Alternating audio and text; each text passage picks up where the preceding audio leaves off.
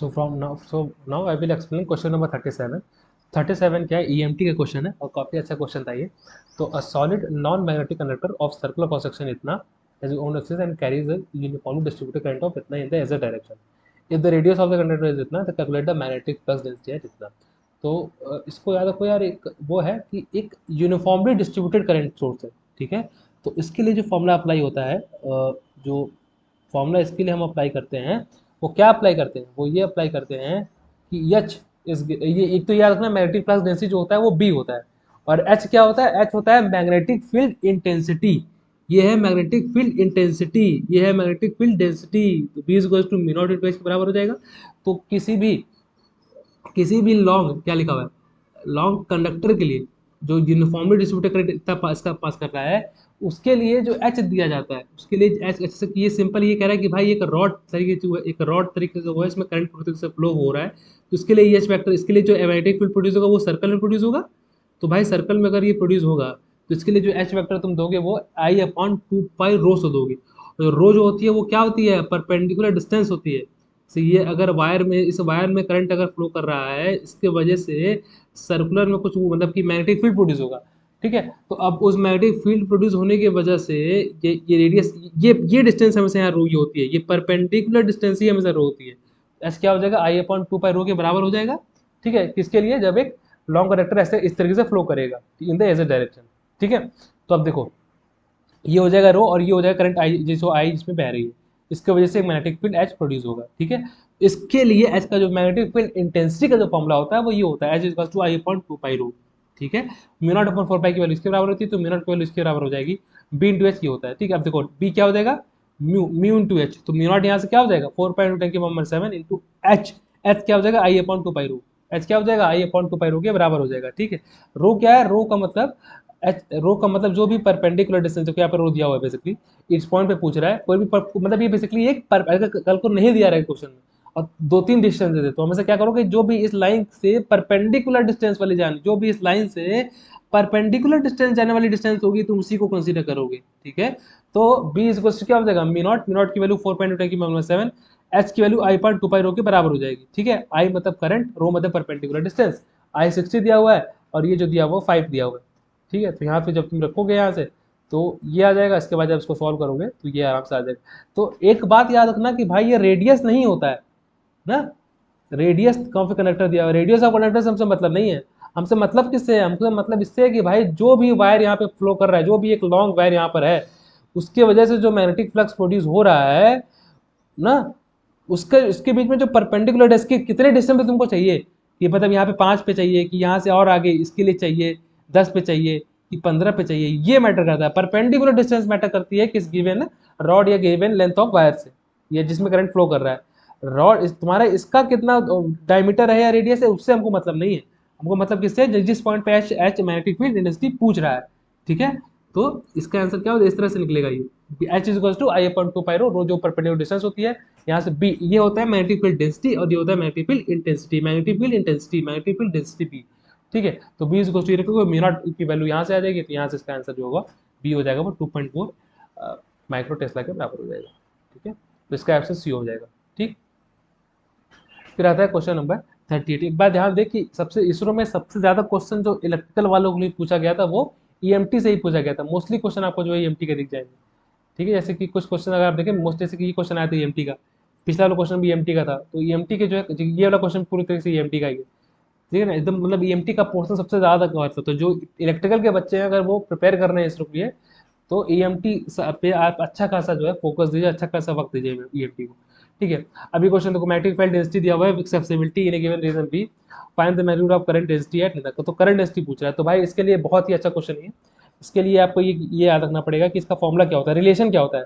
तो relative susceptibility mu R equal to 1 plus psi M के बराबर होती है, ठीक है। तो यहाँ से एक्सएम जो होता है ये सक्सेसिबिलिटी होता है, ठीक है। एक्सएम क्या होता है, सक्सेसिबिलिटी होता है। तो mu R equal to 1 plus chi M, तो म्यू आर 1 प्लस 6 दिया हुआ है ना, ये तो ये 6 हो जाएगा ना। तो ये म्यू आर जो होगा वो 6 के बराबर हो जाएगा, ठीक है। तो ओवरऑल परमिटिविटी जो दी जाती है वो mu naught into mu not से दी जाती है, ठीक है। तो ये 7 म्यू नॉट के बराबर हो जाएगी, ठीक, म्यू नॉट अपन 4 पाई की वैल्यू उसके बराबर होती है, तो यहाँ से म्यू नॉट की वैल्यू निकालोगे तुम, फिर करोगे magnetic field density B is equal to B two H के बराबर होता है। अब देखो यही ध्यान देना है कि इस क्वेश्चन में क्या दिया है, मैग्नेटिक फील्ड डेंसिटी दिया है, magnetic field density, magnetic flux density या मैग्नेटिक फील्ड डेंसिटी ये दिया हुआ है। कल को ये बी ना लिखा होता तो कंफ्यूज नहीं होना है। इसको हम क्या कहते हैं, इस वाली क्वांटिटी को बी को मैग्नेटिक फ्लक्स डेंसिटी ही कहते हैं, ठीक है, और एच को इंटेंसिटी कहते हैं। तो B equal to mu two H के बराबर हो जाएगा, H equal to B upon mu के बराबर हो जाएगा। लेकिन म्यू क्या हो जाएगा, अब हमारा म्यू जो है वो एयर मीडियम नहीं है, अब एक और मीडियम आ गया है, इसलिए यहाँ पे 7 टाइम्स मल्टीप्लाई हो जा रहा है, एच इक्वल टू ये आ जाएगा, ठीक है। अच्छा अब एकदम ध्यान दो यार इसका, क्योंकि यहाँ पे वेक्टर जहाँ भी वेक्टर कैलकुलेशन होता है वहाँ पे बहुत ध्यान देना चाहिए आपको, कि मतलब कि बहुत जो है दिमाग, मतलब कि बहुत बारीकी से करना होता है। ये दिया हुआ है, किस डायरेक्शन में दिया हुआ, वाई स्क्वायर दिया है, ए एक्स डायरेक्शन में दिया हुआ है ना। तो अब क्या किया आपने, ये फॉर्मूला लगा दिया, B equal to B into H, H की वैल्यू आपके यहाँ से आ गई, ठीक है। तो अब याद रखना करंट डेंसिटी पूछ रहा है, तो करंट डेंसिटी निकालने के लिए क्या करना पड़ता है, जे क्रॉस एच कर लेते हैं हम एच वेक्टर का, तब जाके हमारा करंट डेंसिटी जे आता है, ठीक है। क्या लेते हैं, कर लेते हैं डेल क्रॉस एच के साथ, तब जाके हमारा करंट डेंसिटी जे आता है। यस यहाँ निकालोगे तो यहाँ पे वाई, मतलब कि इसको हमने क्या कर लिया, इसको हमने एक कांस्टेंट मान लिया है, क्योंकि अब बार बार लिखने का जो just like a time waste, इसको हमने सिंपल एक कांस्टेंट के मान लिया है, ठीक है। इस पूरे को कांस्टेंट के मान लिया है। ये वाई स्क्वायर अलग है, वाई स्क्वायर वेरिएबल है, वाई वेरिएबल है ना, तो इसको अलग से मान लिया। और याद रखना किस डायरेक्शन में दिया हुआ है, ए एक्स डायरेक्शन में दिया हुआ है, ठीक है। तो करंट डेंसिटी जो होता है वो कर्ल ऑफ एच के बराबर होता है, ठीक है। तो अब कर्ल अगर आप निकालेंगे, कर कैसे दिया जाएगा, किसी भी वेक्टर का जो कर्ल दिया जाता है वो इस तरीके से दिया जाता है, ठीक है। तो यहाँ पे हमेशा कौन सा कंपोनेंट होता है, ए एक्स कंपोनेंट होता है, वेक्टर का ए एक्स कंपोनेंट, यहाँ पर ए वाई कंपोनेंट और यहाँ पर ए जेड कंपोनेंट, ठीक है। तो जब आप इसको सॉल्व करेंगे तो देखो आई कैप लोगे तो जीरो हो जाएगा, आई कैप करोगे तो जीरो हो जाएगा। पिछले वाले वीडियो में मैंने एक्सप्लेन किया था, आई कैप करोगे तो जब आई कैप करोगे तो देखो आई कैप करोगे तो इसको हटाओगे, इसको हटाओगे ना, इसका लोगे जीरो, इसका लोगे जीरो, ठीक है।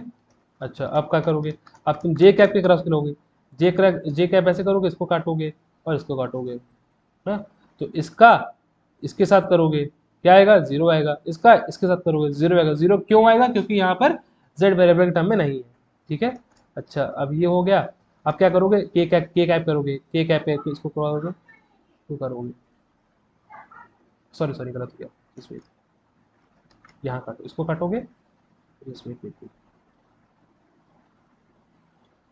ये के कैप करोगे तो इसको काटोगे और इसको काटोगे ना। अब जब ये करोगे तब ये जीरो आ जाएगा और ये जो आएगा तुम्हारे ये आएगा, जैसे ये आएगा, पहले ये करना रहता है, सॉरी पहले ये करो, इसका करोगे तो क्या करोगे, डेल बटे डेल वाई ऑफ के वाई स्क्वायर, ठीक है। ये करोगे तो ये 2 के वाई के बराबर हो जाएगा ना, के जो होगा वो यही कांस्टेंट अप्लाई किया गया है। तो यहाँ पे क्या करना है, फिर वाई को पुट करना है, शायद वाई किसी पर्टिकुलर, हाँ देखो वाई इस पर्टिकुलर पॉइंट पे पूछ रहा है, तो पर्टिकुलर पॉइंट के लिए आप वाई की वैल्यू यहाँ पुट कर दोगे, जो कि 0.4 दिया हुआ था, इसकी पूरी वैल्यू सॉल्व करके जो आएगी, मतलब यही लिख दी गई है, तो जब प्रॉपर सॉल्व करोगे तब तुम्हारा ये आंसर आएगा, ठीक है। तो ध्यान क्या देना है, ध्यान बस ये देना है कि भाई ये जो हो रहा है ना, ये J cross H H H H इसको टर्म में लिखना है, और म्यू जो है वो 7 टाइम्स हो जाएगा, ये तुमको पता रहना चाहिए, ये वाला फॉर्मूला इतना, अगर ये याद नहीं रहेगा तो क्वेश्चन आपसे नहीं लगेगा। कितने सारे कंसेप्ट इस्तेमाल हो रहे थे, यहाँ पे म्यू इस्तेमाल हुआ, फिर ये रिलेशन इस्तेमाल हुआ, फिर ये रिलेशन इस्तेमाल हुआ। तो बड़े बड़े एग्जाम में यही खासियत होती है, एक कंसेप्ट पे क्वेश्चन नहीं पूछा जाता, 3 कंसेप्ट इस्तेमाल हुआ, एक ये फॉर्मूला, एक ये फॉर्मूला, ठीक है। तो ये आना चाहिए, तो म्यू आर यहाँ से निकालेगा, बी जो होगा वो 7 टाइम्स म्यू नॉट हो जाएगा। म्यू नॉट की वैल्यू ये आप याद रख लीजिए, म्यू नॉट अपन 4 पाई की बराबर होती है 10 की पावर माइनस 7 के, तो म्यू नॉट की वैल्यू 4 पाई 10 की पावर माइनस 7 के बराबर हो जाएगी, ठीक है। तो यहाँ से ये आ जाएगा, सो जो यहाँ से आ जाएगा, तो आई विश इट इज क्लियर। तो इसका आंसर क्या आ जाएगा, ये A option is the right answer for this question, A option, ठीक है। फिर आता है क्वेश्चन नंबर 39। 39 क्या है, इंटरनल इंडक्टेंस। ये बहुत अच्छा क्वेश्चन, ये बेसिकली पावर सिस्टम का क्वेश्चन समझ सकते हैं, इसको पावर सिस्टम में भी आपके पढ़ते हैं। तो इसके लिए क्या करना पड़ेगा, तो इसको ये कंसेप्ट याद रखो यार, कि एल इंटरनल जो होता है वो म्यू आर अपन 2 इंटू 10 की पावर माइनस 7 के बराबर होता है, ठीक है। तो एक ए सी एस आर कनेक्टर होता है जिसमें म्यू आर की वैल्यू 1 के बराबर होती है, तो एल इंटरनल कितना आ जाएगा, ये आ जाएगा एल इंटरनल, ठीक है। सो अब इसमें तुमको थोड़ा सा मैनेज करना था आंसर, कि कैसे मैनेज एल इंटरनल जो होगा कैसे मैनेज करना था। ये क्रॉस सेक्शनल वायर है तो कैसे मैनेज करोगे, तो भैया इसके लिए क्या करना पड़ेगा, एन इंटरनल हमारा ये आ गया। तो अब इस ऑप्शन में अगर आप सी ऑप्शन में अगर आप ये पुट कर दें, म्यू म्यू नॉट की वैल्यू बेसिकली, इसको अगर तुम पुट करोगे म्यू नॉट, तो अगर ये पुट म्यू की वैल्यू किसके बराबर होती है, म्यू नॉट, अभी मैंने पिछले बताया कि म्यू नॉट अपन 4 पाई की वैल्यू बराबर होती है 4 पाई इंटू 10 की माइनस 7 के ना, 4 पाई इंटू 10 की पावर माइनस 7 के बराबर होती है। तो जब आप इसको यहाँ पुट करेंगे ना, देखो जब यहाँ तुम इसको पुट करेंगे यहाँ पर, जब इस सी ऑप्शन में म्यू की वैल्यू पुट करेंगे तो आपको मिलेगा यही ऑप्शन आ रहा है, इसलिए आंसर जो होगा उसका सी ऑप्शन करेक्ट आंसर होगा। ठीक है, ये हो जाएगा सी ऑप्शन। सी ऑप्शन क्यों हुआ? क्योंकि एल इंटरनल ये एक फिक्स्ड होता है, ये म्यूआर पे डिपेंड करता है, बाकी इसमें कोई भी न ही डिस्टेंस पे डिपेंड करता है, न ही रेडियस ऑफ कोलेटर पे डिपेंड करता है, ये सिर्फ रिलेटिव परमिटिव म्यूआर पे डिपेंड करता है। तो ऐसे ये म्यूआर बन गया, एल इंटरनल ये आ जाएगा। तो ये तुमसे एल इंटरनल ही पूछ रहा था, इंटरनल इंडक्टेंस पूछ रहा था। तो यहाँ पर जो तुम म्यू को क्यूब 4 पाई के पावर के बराबर करोगे तब तक ये आंसर आएगा। अच्छा, एक और बात याद रखना, एल इंटरनल होता है ये, और एल एक्सटर्नल जो कि हम लोग आमतौर पर पढ़ते हैं पावर सिस्टम में, वो ये होता है, ये होता है एल एक्सटर्नल, ये होता है एल इंटरनल। ठीक है, ये भी पावर सिस्टम में भी पूछा जा चुका है एक बार किसी एक एग्जाम में। तो ये इंटरनल का फॉर्मूला, इंटरनल क्या होता है, इसीलिए जो है अगर आपको याद हो, इसीलिए हम यहाँ पर ये यहाँ पे आर डैश लगाते हैं। ये एल टोटल लिखते टाइम हम क्या करते हैं, एल टोटल लिखते टाइम लिखते हैं कि भाई एल इंटरनल होगा, हाँ, और क्या होगा, एल एक्सटर्नल होगा। तो भाई यही जब हम करते हैं, जब इसको प्रॉपरली हम सॉल्व करते हैं, तो अगर आपको याद हो यहाँ पे हम आर डैश कर देते हैं, तो ये आर डैश क्या हो जाता है, आर डैश हो जाता है 0.77 इंटू आर। तो ये आर डैश इसी की वजह से, एल इंटरनल की वजह से ही आता है, क्योंकि हम वहाँ पर एल इंटरनल को भी कंसीडर करने लग जाते हैं। तो इसीलिए जो है टोटल इंडक्टेंस जब किसी भी कंडक्टर का अगर आप पढ़े होंगे लिखते हैं, तो हमेशा यही लिखते हैं, mu not upon 2 pi L N D by R dash. R dash क्या होता है जी, आर डैश किसके वजह से आता है, आर डैश इसी की वजह से आता है, इंटरनल इंडक्टेंस की वजह से ही आता है आर डैश। ठीक है, तो ये बात अच्छे तरीके से आपको याद रखनी है। ठीक है, तो एल इंटरनल जो होता है ये आता है, इसको एकदम जो है समझ चलेगा कि एल इंटरनल और एल एक्सटर्नल दोनों अलग अलग चीज होती है। ठीक है, so I wish it is clear. So इस ऑप्शन इज सी बेसिकली। ठीक, ये आपको एकदम याद रखना पड़ेगा कि म्यू नॉट फॉर्म को ऐसे पुट करना है। फिर आता है क्वेश्चन नंबर 40। क्वेश्चन नंबर 40 क्या पूछ रहा है कि एनर्जी डेंसिटी पूछ रहा है फ्री स्पेस में क्रिएटेड बाय मैग्नेटिक फील्ड। तो ये इसका एक जो है, ये देखिए ये भी एक ईएमटी का क्वेश्चन है। ये एनर्जी डेंसिटी इज गिवन है 1/2 म्यू। अगर यहाँ पे कोई और मीडियम होता तो यहाँ पे mu into mu naught into mu R भी आ जाता। ठीक है, हाँ, ये एकदम याद रखना। ठीक है, और बाकी हमने अभी आपको बताया कि भाई म्यू नॉट की वैल्यू हम हमेशा किससे रिप्लेस करते हैं, 4 पाई इंटू 10⁻⁻⁷ से रिप्लेस करते हैं। ठीक है, अच्छा, इससे रिप्लेस करते हैं। तो energy density magnetic field is given as 1/2 mu into H का होल स्क्वायर इंटू डीवी। ठीक है, तो एनर्जी डेंसिटी पूछ रहा है तो यही फॉर्मूला लग जाएगा पूरी तरीके से। ठीक, 1/2 ये एच स्क्वायर होता है यहाँ पे, तो उस पर वही हुआ है, क्योंकि यहाँ पे कोई भी मीडियम नहीं दिया, एयर समझना पड़ेगा, वो फ्री स्पेस देखो दिया हुआ है। फ्री स्पेस के लिए हमेशा क्या कर लेंगे आप, म्यू आर को 1 पुट कर देंगे। ठीक है, अगर कोई पर्टिकुलर स्पेस दिया होता तो उसका रिलेटिव परमिटिविटी दिया होता, तो उससे आप मल्टीप्लाई करते हैं। ठीक है, जैसे आप पिछले वाले क्वेश्चन में मल्टीप्लाई किए हैं, वैसे यहाँ पर भी आप मल्टीप्लाई करते हैं। जैसे यहाँ पे म्यू आर 7 था तो 7 से मल्टीप्लाई किया गया, तो इसी तरीके से यहाँ भी मल्टीप्लाई किया जाता अगर ऐसा कुछ भी अदर मीडियम दिया होता तो, लेकिन फ्री स्पेस दिया है तो उसके लिए सिंपल ये फॉर्मुला अप्लाई करेंगे तो आपको आंसर मिल जाएगा। ठीक है, तो C option is the right answer for this question. ठीक है, फिर आता है क्वेश्चन नंबर 41 एक बहुत ही अच्छा क्वेश्चन है, जो कि मैं नेक्स्ट वीडियो में एक्सप्लेन करूंगा। I will explain this in the next video. ये एक बहुत ही अच्छा क्वेश्चन है, क्वेश्चन नंबर 41, कि कैसे इस इंटीग्रल को सॉल्व करते हैं। ये मैं अपने उस टाइम पे भी नहीं कर पाया था। तो ठीक है, अब बाकी ये कंसेप्ट आई विश आप क्लियर हो गया होगा कि एनर्जी डेंसिटी जब भी एक फ्री स्पेस दे दिया तो म्यू नॉट को, मतलब म्यू नॉट को 1 ले लेंगे। अगर कोई पर्टिकुलर स्पेस दिया होता है कि भाई ये स्पेस प्रेजेंट है या ये मीडियम प्रेजेंट है, इसका लिए यहाँ ये दिया हुआ है, तो आपको यहाँ पर म्यू आर पुट करना पड़ता है। ठीक है, energy density 1/2 epsilon into epsilon into permittivity into H का होल स्क्वायर। ठीक है, एच का होल स्क्वायर जब आप करेंगे, चूंकि एच कितना दिया हुआ है, 10⁻³ दिया हुआ है, होल स्क्वायर करेंगे तो 10⁻6 हो जाएगा, और म्यू नॉट की वैल्यू 4/2 से रिप्रेजेंट करेगी, तो ये 2 पाई हो जाएगा। तो इस तरह से जो होगा। अच्छा, एक और एक बात याद रखना है कि इसमें यूनिट क्या पूछ रहा है, यूनिट पूछ रहा है पर मीटर क्यूब ना, तो और एमजे में लिखा हुआ है, माइक्रोजूल में पूछ रहा हुआ है, और या माइक्रोजूल में पूछ रहा हुआ है।